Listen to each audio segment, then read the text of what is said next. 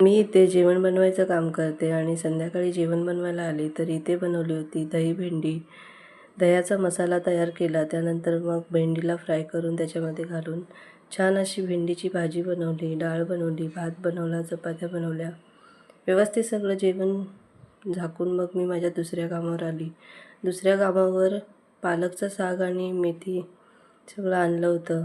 तर पालक साफ करून घेतले, त्याच्यामध्ये लाल माठ टाकून ती भाजी बनवली. एक साधी भेंडीची भाजी बनवली, राईस बनवला, चपात्या बनवल्या आणि इथलं जेवण सगळं व्यवस्थित बनवून मग मी माझ्या घरी आली. माझ्या घरी आल्याच्यानंतर आर्याची फरमाईश होती की त्याला खायची होती रसावडा, म्हणजेच कटाची आमटी आणि बटाटे वडे. तर बटाटे वडे तयार केले आणि कटाची आमटी बनवली. छान अशी जेवण बनवला आणि नारळाची चटणी मी स्वतः घरीच बनवते, त्याची रेसिपी मी लवकरच तुमच्यासोबत शेअर करेन. सगळं प्रॉपर जेवण बनवला, आर्याला नरेशला वगैरे दिला आणि जेवण घेतलं. भेटूया नवीन व्हिडिओमध्ये. बाय.